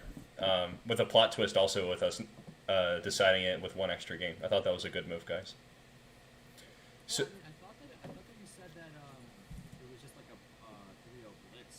no, I said Armageddon. Armageddon, the white side will have an extra Blitz, so it'll be either 5 They used to do it differently. I'm not sure what the best practice is these days, but the way I set it up was just 3-0 with draw odds. Yeah, Luis actually suggested something good. The reason I was not doing it like that way, which of course I thought would be better, if I had my way, we would bid for time. But I didn't know how we could set different times on the clock on light chess. But You actually can, so what you do is you go into a game, say 4+4, and Mhm. you add 15 seconds. yeah, Keep pressing plus 15, and the other person's time will go up. We actually could have done that if we really wanted to. all right. Hold on, the guys are saying that the voice channel has low volume, so let me see if I can fix that. I mean, I can speak up if necessary. Yeah. Hold on, let me just see what's going on with everyone. I don't have anything. One sec. Do you guys know how to like change the volume or anything? Not without blasting your drums out. Okay. Well, it wouldn't be the first time. Just scream into my mic if that's what's necessary. Well, they're saying noise, so I think that probably they're good. So you can scream. That's fine too. A good mix of screaming and everything. I'm just gonna talk loud. All right, cool. I also turned up my volume a little bit, so a little bit of eardrum blasting, but it's not the first time. You know, I definitely blast my eardrums on a regular basis. So let's see. After D4 in the first game, I thought Max maybe you would go for knight E4. Did you consider this move? Not your style, or? I played that in a tournament game against a similar move, but now when he had the rook on you, I actually didn't even realize that I could do that here. Little meta game here. Yeah, when white would play knight c3 and then I'll go for it. Like, Yeah. I just didn't really. It's very similar, but I think it's even better. I'm sorry. Did you say take on G4? Saying after instead of bishop g4, instead of my 6 Yeah. I'll move. Yeah. I'm playing it on the stream, so if you guys want to just like take a look at that, you can see whatever position I'm talking about. The latency is pretty good at this point. I found some settings to make it closer to when we're actually talking. So I think it's even better with rook e4 because when you play d5, they have to give the bishop pretty much. When it's a knight on e4, you don't even get the bishop pair. You just get a more open position, which is also good. But here, they don't have bishop d3. I don't know why I didn't consider that here. Just because it was like a switch of move order, so it just didn't occur to me for whatever reason. Maybe also intuitively you don't like bishop f7, but I've had good experiences with this. I don't really mind it because it just opened my f file. Mhm. When I would go for those e6s against him, it honestly kind of helped me. Yeah. It would open his f file. So. Yeah, I agree. So after bishop g4, bishop b3 was prophylaxis against knight e4, I thought. So that seemed very reasonable. Knight c6. Is this something that you prepared ahead of time, Max? Like, what's the deal with knight c6? Typically play knight b7 in these positions, but I was a little bit.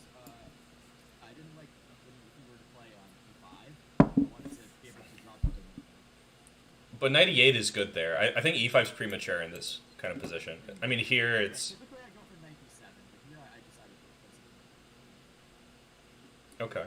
So does knight c6 is another choice. I thought this was a little committal, though, because you can't play c6 or c5. Yeah, but my plan was just to push e5 and King's Indian. Okay. yeah. That makes sense.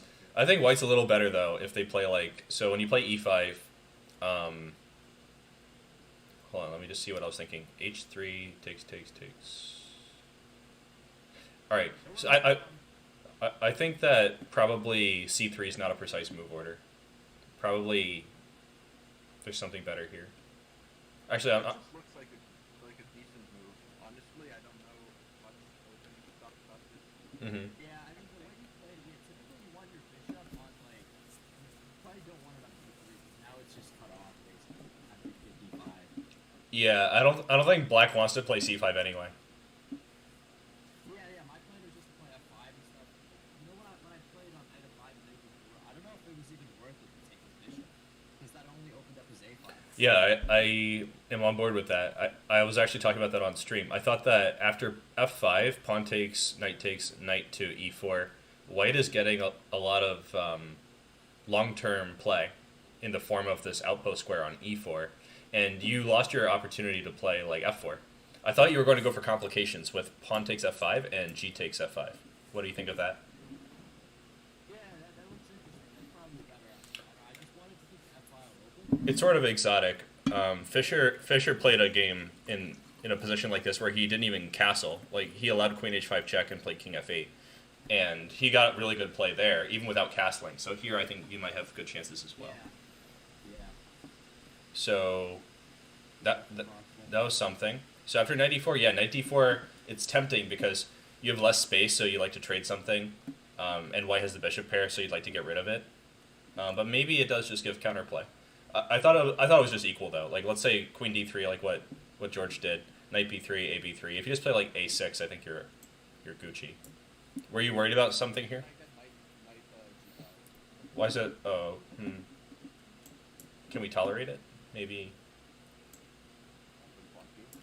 Yeah, I think you're right. It's just not pragmatic. Yeah, that's why I played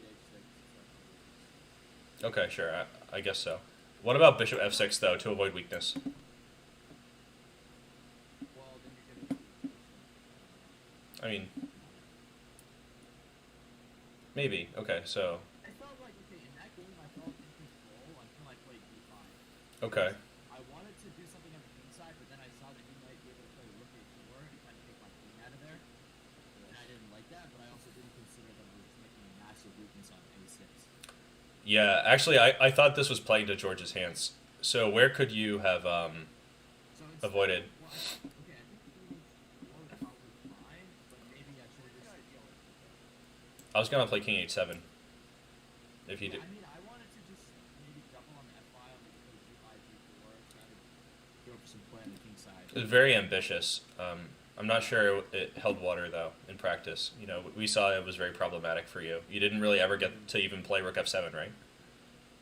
Yeah, well, because I played b5 and then, you know. But how do you avoid b5 though? Because rook a4 is very strong.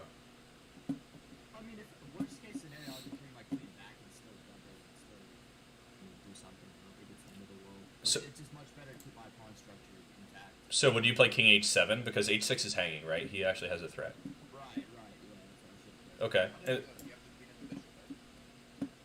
Oh yeah. So rook a4, and I think queen e7 would be the active choice. Yeah, queen e7. I really like white's position here, honestly. Maybe you play rook g4. This is maybe. Do you say f4? Pawn f4? Let's say b5 at that point. b5. Rook to. Actually, I thought you might play like rook a1, yeah. And after pawn takes, bishop takes, yeah, it's a position, but oh wait, hold on, bishop takes, it's attacking the queen. Yeah, actually f4 could be something. f4 is interesting, but it's very double-edged because you also give me the e5 square. Mhm. You also open my bishop. Yeah, I think it might be equal because, like, let's say pawn takes, bishop takes, knight e5, even right now, which is maybe not the best timing. But how do you ever break down this knight? It looks pretty good, Yeah, exactly. You don't. right? My bishop. The problem before was I wanted to play e4 at some point and open up my bishop, and maybe open the e5 square for my knight. But so by playing f4, you can give me that. Yeah, sure. So probably after queen e7, the position's just equal, unless there's some kind of like sneaky great move here. There could be though. There could be. Like for example, you could play knight f1, h2, g4. This might be a maneuver to consider. Although it's also very slow, so black would probably drum up some counterplay in time. So anyway, b5 weakening. Yeah, I think this is where things started to go really downhill for you. Yeah, definitely. I thought here maybe knight e7 was something. Did you guys consider knight e7 on move 23? Wait, what's on this? c6. Yeah, I saw that he could do that. Probably rook f, probably king f7, and then or king h7. Up that knight for my bishop, because my bishop was so bad. Yeah, that's what I was getting at here. I mean, just stuck a pawn here, so I just want to play this pawn. Oh, hold up.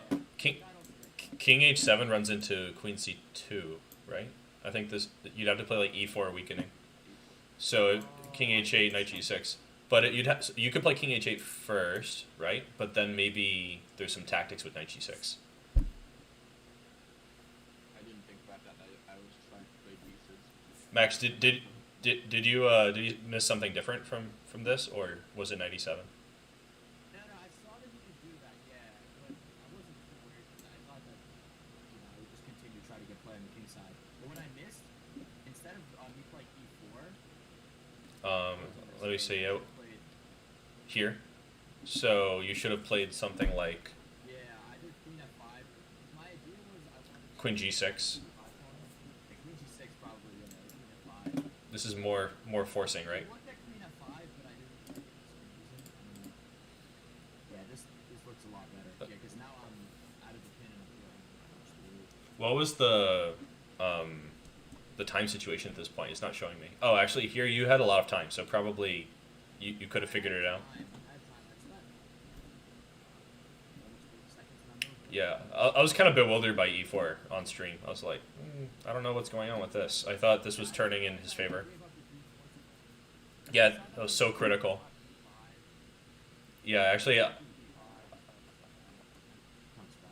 yeah, I predicted this, and it came to pass. And this position, I think white should kind of cruise to a victory, but it was in time pressure, so it's hard to give very serious comments. I thought queen e5 was not good because rook 8 is very strong. Rook g7 is like the only way to hold on. I thought queen e2 was kind of passive. Maybe we should talk about that. What about queen c8? Is that worth considering? Were you trying to stop e3, George? I was very worried about putting both my pieces away from my king. Right, yeah, it looks dangerous. But then you get the queen h8 check, Mm-hmm. put my king in the open, so yeah. I thought you would get trades. But when I'm that low on time and I'm up a pawn, I just want to keep everything together. Sure. Yeah, I thought that was kind of your undoing a couple times in this match, though, because there were a few situations where I think you have to just go balls to the wall, and you were trying to consolidate, but the consolidation didn't really happen. But that's my opinion. You know, I'm sitting here with my coffee, and I don't have to play the moves. So, let me see if there's anything that I thought was really critical here. Why did you play d5 after h8? Because I wanted to move my queen. I didn't want to drop e4. And you're just like c6 doesn't matter. Yeah, I was like, I'll drop that pawn and I'm gonna get something going. But then I sat there for like a minute and I couldn't find anything. I played queen d5, which never regretted for a while because you can just easily play g3. Yeah, I thought that you were in danger after queen f5 because instead of king g2, well, actually here you have queen h3 covering everything, right? But so let's say you play king g2, right? And after rook f8, we play queen e3 attacking. So here you have to trade the rooks. I thought this was like really dangerous for black because there are lots of weaknesses in the position. But maybe f3 is not precise. Do you guys have any thoughts on? I think from a time pressure stance, going into this is good for Max because it's a queen endgame, which are Okay. very, very confusing. Yeah, probably you guys understand this like time pressure online stuff better. He was fine, just he was down to very little time. He missed a chance to force a trade of queens after queen f5. I played. Yeah, Just realizing this. Yeah, I didn't see the side at the time, but after queen f5, yeah, instead of his 45th move. instead of g4. Yeah, it was queen c5. This is really important. Yeah, that's game over. Yeah, I thought this would just be a wrap, like c4 would come in. But then it came down really to the wire with you guys. Yeah, and then when he blocked, he dropped c3. Yeah, absolutely. It kind of just derailed. Yeah, I thought here you would play king h4 maybe. Oh, was there something here? I didn't notice. Oh Oh, my goodness, I missed the forced mate. where? Queen f6, and then Hold I on. didn't play this. I didn't play this. Yeah, if king. Yeah, he didn't play king h4, but queen f6 is it force mate? I think you just go back. no. I think it's a little bit later.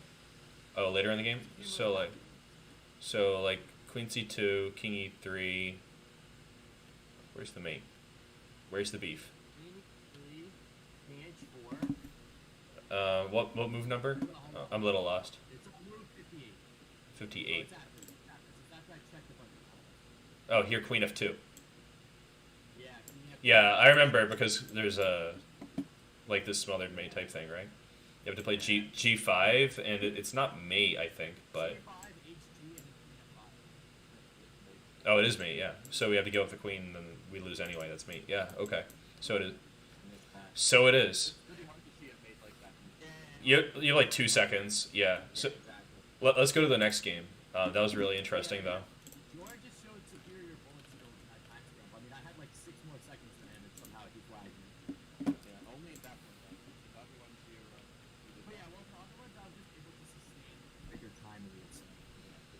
In the second 10 minute, you guys were doing like playground games in the opening, like copying each other. The second game, I played awful. Like, I tried to go for this setup, but like George plays pretty well against this. Like, it usually works well for me. But in this game, I was just like at a loss for ideas. I wanted to ask you guys about the decisions to play a3 and a5, like including these moves. Did you guys think this was like to your advantage? Because I felt kind of ambivalent about a5 in particular. Well, an idea for white is to play a3 and then play b4. Right, with rook b1. On and play bishop a3 and knight b5. So he can basically counter that. Yeah, the one disadvantage is it gives up the b5 square, but I never really exploited that. Which I maybe could For have. me, Yeah. a lot of times I play a6 myself, Mm-hmm. and then they play a4, and it feels very like I don't have any space. It'd be like this. That's why I like to definitely myself. Okay. Like eventually a5 comes in, that kind of thing, or bishop, like maybe bishop d2 and then like queen somewhere, knight d1 and a5. I don't know. I'm not sure why I feel that way, but it's a Yeah, I understand what you're saying because you're very cramped on the queen side. yeah. I don't think this would hold up in classical though. I think it's just kind of not very good. Okay, but the major I mean, I don't know if it was necessarily a mistake, but what I did in this game was I didn't play f4. Yeah. F5, which I typically play, and I probably should have here. Yeah. What? Because you got that, that push up. I think it was over when you played b3. At that point, you're just collapsing. King h2. I would usually wait to play king h2 only when there's bishop e6 and queen d7. I did that because I wanted to make a waiting because I wasn't sure what to do. I spent like 2 minutes and couldn't find anything. Well, you know he'll play bishop e6. Yeah, that's true. Yeah, I don't know. I was just... Yeah, I think maybe you flinched on that one. Not a very good moment, but it's okay. I mean, it's still fine for like, right? I don't feel like it is. I think it's not so good. Like after knight d5, b5, you're getting everything that you want as black, right? I mean, you don't need to play knight d5 though. You can just play f4 then. Or you can play Are you sure? Hold on. So f4. Why not? Let's say I just play like queen d7. Maybe not queen d7. Hold on, what's that, guys? I'm gonna be right back. Yeah, no problem. We'll just keep up the analysis. So Yeah, I don't see anything wrong with this position. I just felt like black was getting some pull. It's just not necessary. I was. Once I get into b5, then I can definitely file. Yeah, that was important. I agree. So b3 is just really not good, and at this point, it's kind of losing. I still think this is okay. This knight c3 is losing here. Maybe like rook b1, and he's fine. Is f4 still gonna come in? Like, hold on. Not like right this second, but Fun. hmm? Losing fun. Right? I mean not like right here, but like let's say I could like take and then play f4, or maybe I'm just not that confident in it. But I was even saying on stream, like I'm not good in these kinds of positions. I haven't put in any studying time to like really understand them. Yeah. I mean, I would say black has the initiative now, but I don't think it's winning. Like maybe rook b7 is advisable. Just Yeah, say You're right. I should have claimed the b file. Yeah. So Out of uh, the face-off. Yeah, I missed F4 with the that was a nice find. yeah, it was really good. Fake because I would lose the piece. I thought you would cash in. I thought you would cash in with F3.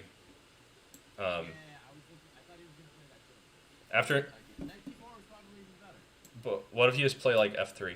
Try to turtle up. Is there a tactic here? I So hideous. I know, but you lost from here. Yeah. I can put rook b7. I just think he has to. I think he has to turtle up. Like let's say knight c6 to g4. Let's just try. You know. Let's just say I take on g3 first. Okay. Yeah, that makes a lot of sense. So, hold on. I'm just being inept here. So king g3, and you said knight c6 here. Is this what you meant? Yeah. Okay. Now it's knight c6 or rook b2 even. White could trade this knight off. I think that might be influential. Can we not play like so in this position we could snap this off first just to uncoordinate the pieces a little bit. Yeah. So I think this is maybe the best for white, and it's by force. So what do you think about this one? I think rook b2 looks good for black. Rook b2 and rook b1. Rook b8. This one, right? Yeah, the other one. I think it might be equalizing, but yeah, I think given the time control, it's also hard to advise playing like this. I would be very happy to play this as black. Yeah, I would too. I think it's better than what happened in the game though, because Oh, yeah. it was really difficult. If we go a few moves ahead, actually, George could have basically like ended the game on the spot after here, after knight e2 with queen e2. hmm With So here, knight e2, queen e2, rook e2 is game over. I saw rook b2. I didn't really mention it because we were playing fast here, and I thought it was gonna wrap up. But yeah, rook takes f4 is on the menu. I just looked brutal. Like I'm completely just like paralyzed. Yeah, you can't play any moves here. If you play like rook b1 to try to fend it off, I think now we're going to see bishop f4 because you know, I mean it's pin. Just rook e2. Rook e2. Yeah, rook b2. Oh, rook d2 is Yeah, probably better. Yeah. It doesn't matter. Yeah, I agree. They're both good. Okay, we can move on to the next one then. That was cool. Let me just. So that was our second game. Let's go to down here. Hold on. You played Lasker right before you played George. No, I'm just kidding. This Lasker 3000 person. It's like, wow, Max, high profile chess. So here, Max is white, and we saw a dragon-ish thing, and George, I don't know why you play this. Like, I always beat up on you in the dragon, and Yeah, yeah. Very interesting move order where he goes knight f6 first. it's because I was gonna play Marazzi, but then he played knight f6. Yeah, so you just don't want to see Morozze bind. I know it's very unpleasant to play Morozze, but maybe we have to just live with it as black, because this position can't be good. There's just no way. Let's see. I think here, I don't remember when I played against you, George, but I remember having a good position every time. I don't think I should have played e6. Like at this point, Like at all. I think it was just unnecessary. yeah. I think it was just going for tricks. I think maybe you can play it immediately, but I'm not sure. Yeah, let's analyze it because I don't remember. Queen a5, is that it? Yeah, yeah. That's the thing though, because No, I Queen played b6, f4. maybe. What happened was I played f4. Oh, Right? yeah, the knight's hanging. I could have played e6. I played it the next move, but then it wasn't as good. Is it like takes and Queen b6, George? I don't think I would. Yeah, I think so. Queen d5. No. They can't Hold on. do this. I don't take. How do you deal with this? Your knight's hanging. Okay, so e6, knight f6. Just back. Okay. Yeah. Maybe take and play. Like if I play c4 or something, you're okay with all that? Hold on, no. E5 maybe. I had bishop e5. Bishop b5. When?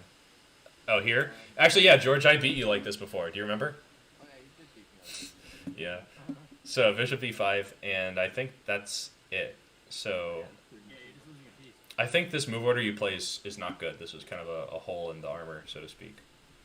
Definitely. I'm trying to get a good dragon going. Dragon's under fire. Even if you had to put up with the Marazzi, it's not that bad. It's not like it's gonna be rough. Yeah, like maybe play knight c6. That's good. I play c4. There's variation. In the accelerated dragon, it's called the player variation. Do you want to tell the move order? Okay, so it goes, yeah, so here, so okay, let's say knight c6, Mm-hmm. C4.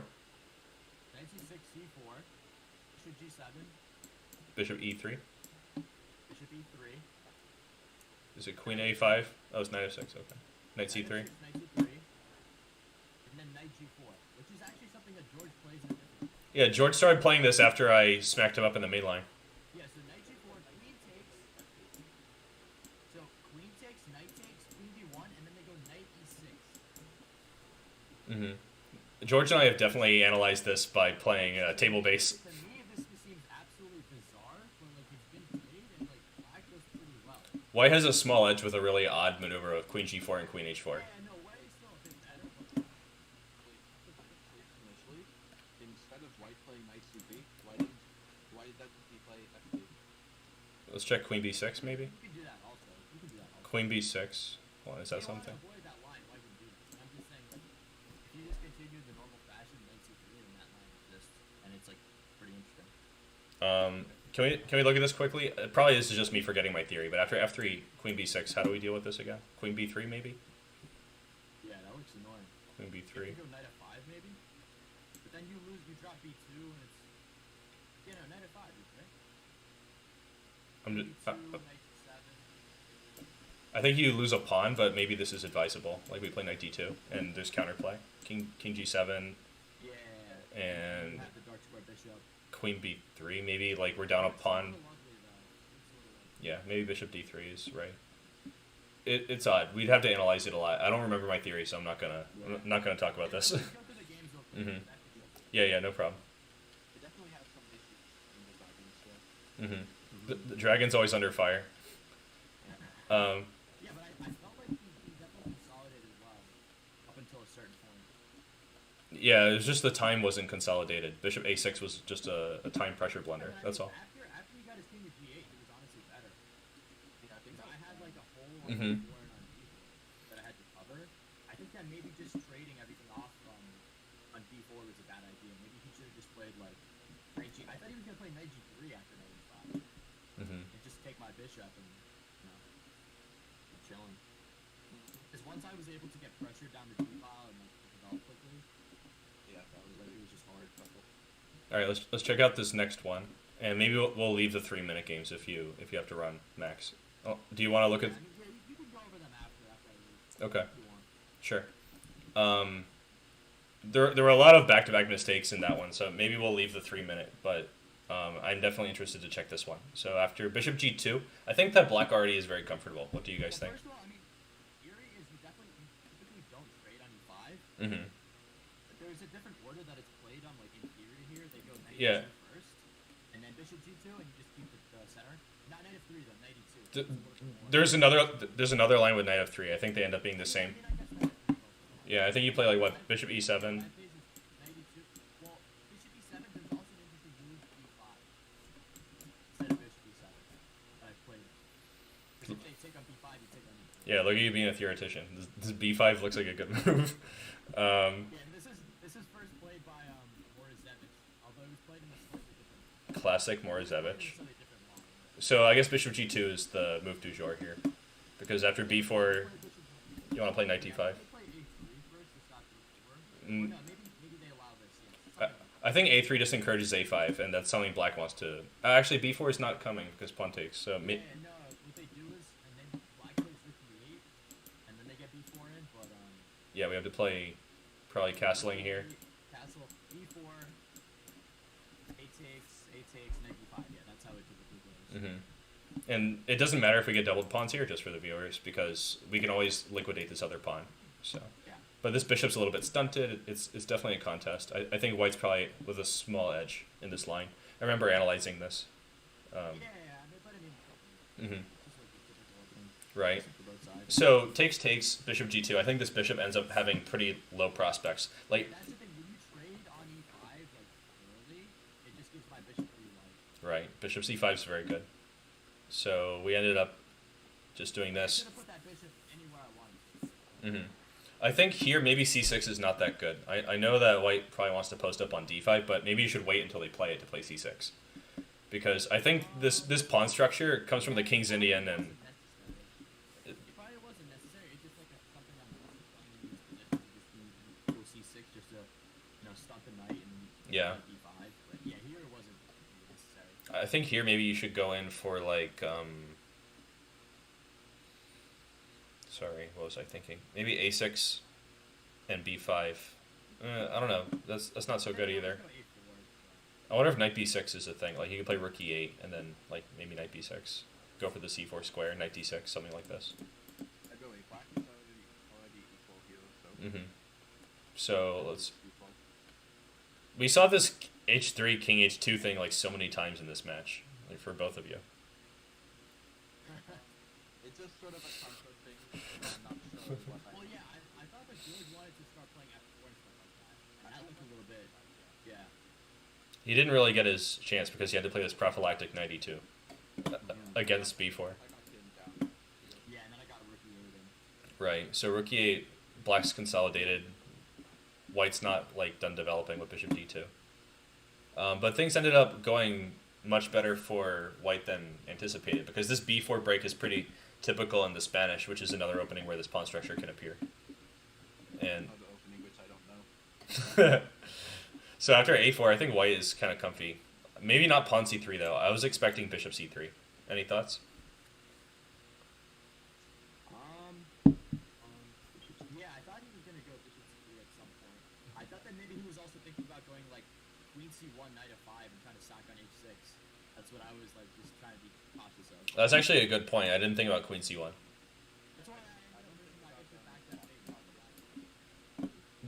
Like probably black is fine objectively. Like white needs to bring in a lot more pieces for that attack to like actually cause harm, but it's an idea. Right.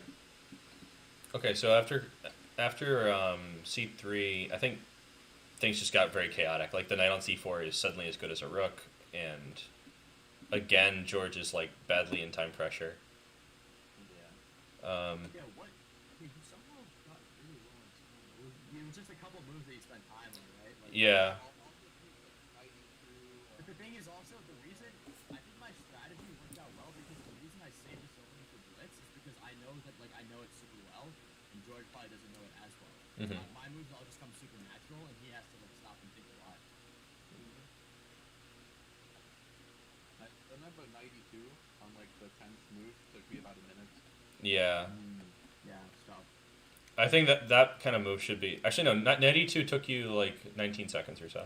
So it was somewhere around here, though. Oh, knight h4 took you a really long time. Yeah. Mm-hmm. Because I have no idea what. Yeah, I mean it's hard to fabricate plans in a blitz game when you're not familiar with the position, obviously. Yeah. Stuff. Yeah. I actually don't really like playing blitz very much. I do it just because it's kind of like the poor man's chess, You can't get a classical game every day, but Yeah. it's not that bad. Mm-hmm. Never mind. Here I was actually I could have traded off the rook and took on a3, but I was like, nah, I'm just gonna keep everything as It's- under Yeah, no, control as strategy possible. I could do anything. Yeah, exactly. Mhm. I was like, I don't even want his rook to be out. Yeah, and I mean, the pawns came down anyway, and they all came down together. Like, this was like bam, bam, bam, all the queenside pawns are gone, and then it was resignation. So, yeah, these were very good, very interesting games, and I hope to see you guys doing this again, maybe with different opponents in the future. But you get some more strong people to come fight you. Yeah, sure. All right. Fun. Yeah, it was great having you. Everyone enjoyed. Yeah, I'm sure they did. A lot of people were talking about it in the chat. So I think we'll wrap it up here. Thanks for joining, and I'll see everybody next time. Wait, hold on, Albert. Yeah. Can we talk about the endgame in the next game? Oh, yeah, sure. We can do that quickly. Yeah, sure. Which end game? Oh yeah. Yeah, correct. Oh, okay. If like anyone was winning at any point, it's always a draw. Yeah, I'm just going straight to the end game. I think black was better. Yeah, I think black was better around here, but I missed the win. One move. what? Where? Look at that. After he played King C5, apparently that was in King C5? Yeah. Much later, move. Yeah, here's a mistake. 38. But he could still play. Can he still play E4 here? Yeah, that's what I thought he was gonna play. I mean, Yeah, Is that if I play b6? Wait, I guess we both queen at the Isn't same it, time? isn't this just winning for white? so e3, hold on. you mean like b6 takes a6 or Before the king is on c5. The king is still on a5 e4? They can't approach. e4. But b6 is, aren't you like? e6, e3, Hmm. e3. We're not both promoting. Let's say king c2. We're both promoting, I think. I think king c2 is better. White has to go to e1 to stay in front of the pawns. But then you play king d3. Maybe we take this just for funsies. Check, but then check, and then we get to promote with check. I think that's the difference. Yeah. Maybe white's winning, but it looks complicated. For white. Yeah, but no, actually, king f3. You play queen. We play this one, but you could have played b7, b8, and then there's also king g2. Yeah, so I think it's kind of Yeah, but I think there's a different order you play it where black doesn't drop the pawn. like you take first, like. No. Okay, so after b6, you just go king d3 right away. And then you push, Oh, okay, yeah, but then what's like, yeah, I don't know. It does look a little bit better for white, but maybe black just has a perpetual after this king or something. I don't think they have a perpetual, but at least it's a better chance. But you guys had like 2 seconds here, so Yeah. I didn't even have time to mention e4, and e4 is the main idea in this position. I missed the chance. What was it? So after he played king c5, then I could have played g4. Yeah, I could have played g4. g4, okay. And then his king would be conflicted. He can't stop two pawns. Yeah, on it's- opposite sides of the board. Yeah, it's the hanging square idea, right? Like, if this touches the end of the board, they can promote by themselves. So Yeah, that's I nice. didn't see that. So, I think the rook end game is maybe where we would look for something interesting. So after rook f3, king d2 is forced, but maybe you should play e4. Yeah. And here they just can't take. I don't think so anyway. And you also can't run. Yeah, I'll have to just put my pawns. Like you play a5, and after king c5, I think it's over. Oh, you can take on e4, This takes on e4 then. draw, right? Yeah, it'll be a draw. Yeah, you take on g3, and then I'll play like rook King e7. e2. Is there another move here? Like, I think it's just a draw because you can't. I mean, it looks good, but you can't. You have to also mine a pawn. what about rook f6? Okay, I'll go. I mean, this is a very complicated position, so. I might go rook a3 Okay, I think this might. or rook b3. Yeah, probably rook a3. And if you put your king, I'm gonna push b6 and then a6. No, rook Right. f2. Rook f2 first. Instead of king c4. Of king c3. Can you trade into this? Oh yeah, e3 comes at the end. Like you do this. But I probably would have just put my king on the Yeah, but that's. Yeah, this looks bad. Yeah. But then rook b2. Yeah. But then b6. And pawn takes a6. I guess I don't have a way to make a mate threat if your rook's on the third. Okay. So White could have gone instead of rook b2, rook f3 again. So back to f3. okay. And then this forces either rook a4, rook a2, or rook a1, right? I can still play b6, I think. I'll just take the rook, Or no, right? I can't. No, I can't. Yeah, because when we take on a5, it guards a8. Yeah. It's a nice detail just to show for everyone. Yeah. So, yeah, rook f3, maybe just rook takes, Well, pawn after rook takes. f3, I play Yeah. like rook a4 Rook a4 looks the most active, but after rook, yeah, if rook g3, you play b6. Do we have enough time to get the rook back and blockade? No, it doesn't matter. These aren't connected pawns. So here, what do we go for? We play, I think we have to just take the draw. King c5. And by a very fancy move order, we get the same thing. For now you go Yeah. e3 instead of king e5. But he wants to do this, right? But I'll just, yeah. And he plays a6. b6 should be winning, right? Yeah, it's probably a win for white. S- b5, I don't think you're getting anything. Yes. In the worst case scenario, I can just sacrifice. Yeah, definitely. Yeah. So probably was a drawn end game. Yeah, it was drawn. As they say, all rook end games are drawn. Mm-hmm. All right. Yeah, thanks for stopping me to analyze this one. I did want to take a look at it. I just want to also be respectful of everyone's time. All right. Let's wrap it up now. Great games. Thank you very much. And everybody should check out Chess Gainz, the YouTube channel. I think you haven't put anything out in a little while just because the semester's on. Great. So everybody can wait with bated breath for that. All right. Take care. Thank you.